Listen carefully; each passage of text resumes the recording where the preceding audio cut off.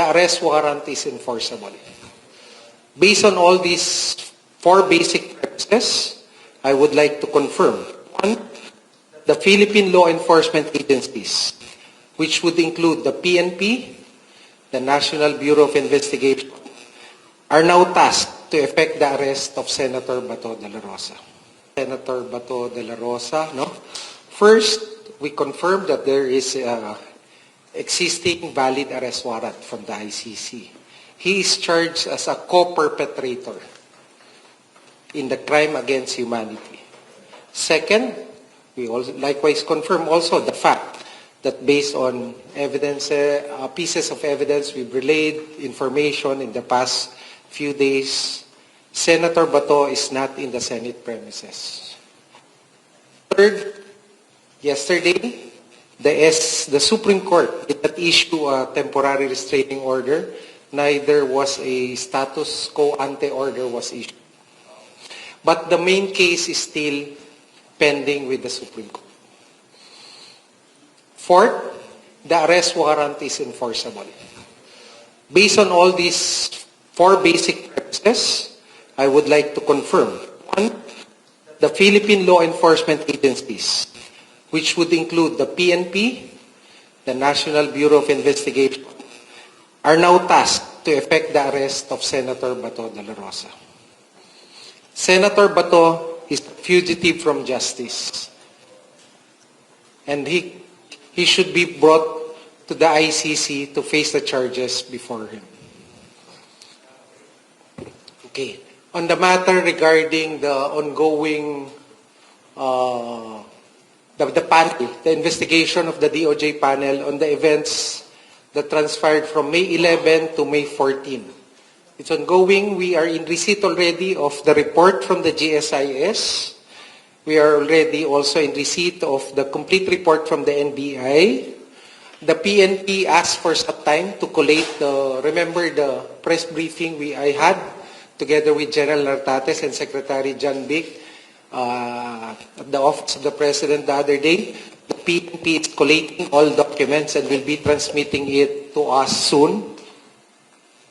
Next, we also made a request to the MMDA for all footages related to, especially during May 14, after the 2:30 a.m. Apparent escape of Senator Bato from the Senate premises. Our panel also would be inspecting physically. The exact time would be either tomorrow or today.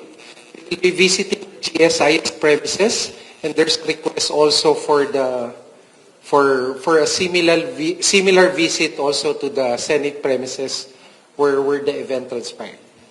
The arrest warrant is enforceable. Based on all these four basic premises, I would like to confirm. One, the Philippine law enforcement agencies, which would include the PNP, the National Bureau of Investigation, are now tasked to effect the arrest of Senator Bato de la Rosa. Senator Bato de la Rosa, no? First, we confirm that there is existing valid arrest warrant from the ICC.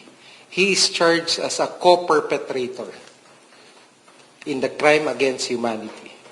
Second, we also likewise confirm also the fact that based on evidence, pieces of evidence we've relayed information in the past few days, Senator Bato is not in the Senate premises.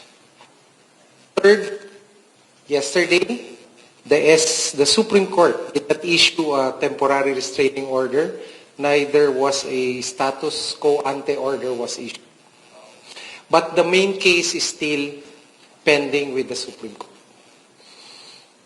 Fourth, the arrest warrant is enforceable. Based on all these four basic premises, I would like to confirm. One, the Philippine law enforcement agencies, which would include the PNP, the National Bureau of Investigation, are now tasked to effect the arrest of Senator Bato de la Rosa. Senator Bato is a fugitive from justice, and he should be brought to the ICC to face the charges before him. Okay. On the matter regarding the ongoing the panel, the investigation of the DOJ panel on the events that transpired from May 11 to May 14. It's ongoing. We are in receipt already of the report from the GSIS. We are already also in receipt of the complete report from the NBI. The PNP asked for some time to collate remember the press briefing I had together with General Nartates and Secretary John Bic at the Office of the President the other day. The PNP is collating all documents and will be transmitting it to us soon. Next, we also made a request to the MMDA for all footages related to, especially during May 14, after the 2:30 a.m.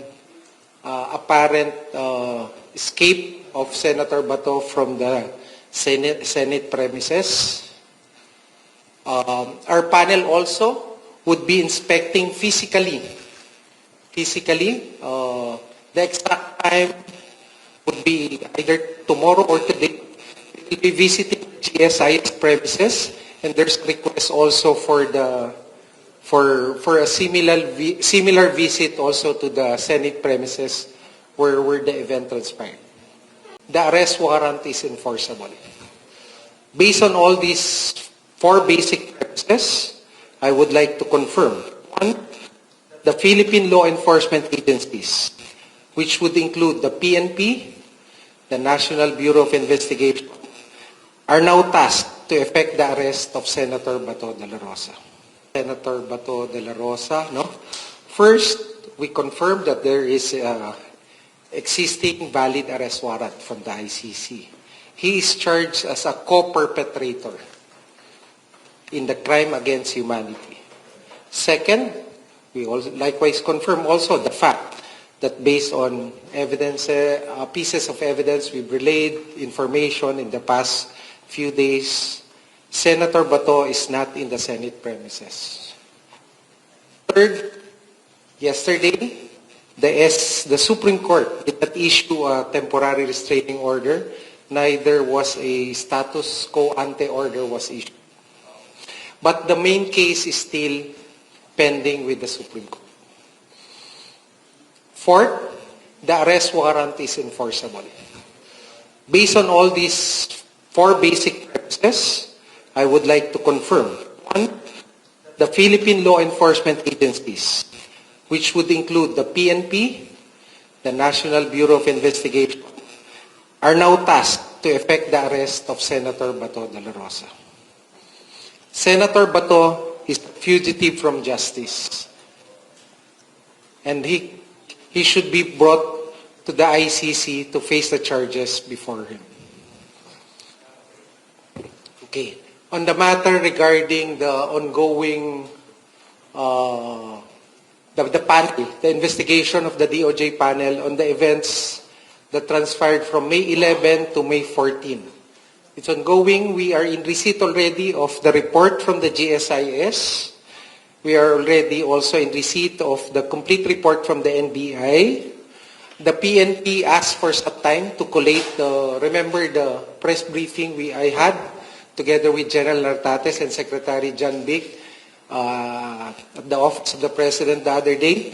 The PNP is collating all documents and will be transmitting it to us soon. Next, we also made a request to the MMDA for all footages related to, especially during May 14, after the 2:30 a.m. Apparent escape of Senator Bato from the Senate premises. Our panel also would be inspecting physically. The exact time would be either tomorrow or today. We will be visiting GSI's premises, and there's a request also for a similar visit also to the Senate premises where the event transpired.